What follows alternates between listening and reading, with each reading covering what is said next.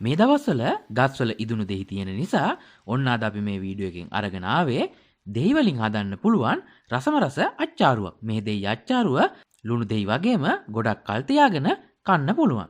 ඉතින් ඔයාලා තාමත් අපේ YouTube channel එක subscribe කරලා නැත්නම් දැන්මම පල්ලෙහා තියෙන subscribe button එක ඔබලා ඊට එහා පැත්තේ තියෙන bell icon එක ඔබන්නත් අමතක කරන්න එපා.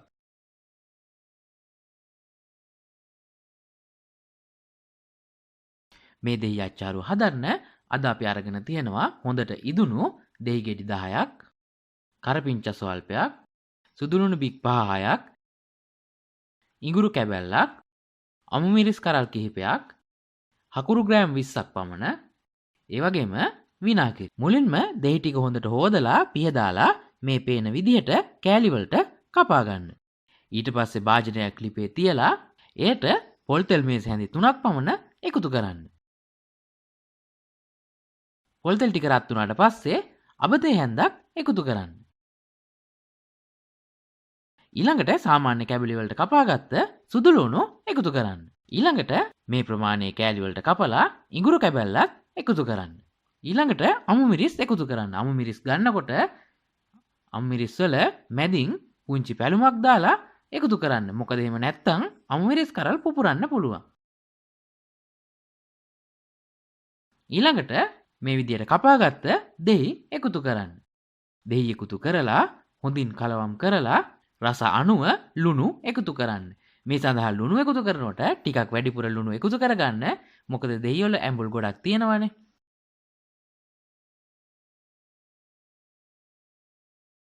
ඊළඟට කහ කුඩු තේ හැන්දක් එකතු කරන්න.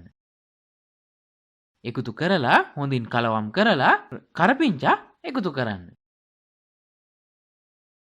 එකතු කරලා නැවතත් හොඳින් කලවම් කරලා 3-5 තේ හැඳි භාගයක් එකතු කරන්න. එකතු කරලා පියනකින් වහලා දෙහි ටික තැම්බෙන්න මිනිත්තු 5ක් පමණ තියන්න. දෙහි ටික තැම්බුණාට පස්සේ විනාගිරි කෝප්ප කාලක් පමණ එකතු කරන්න.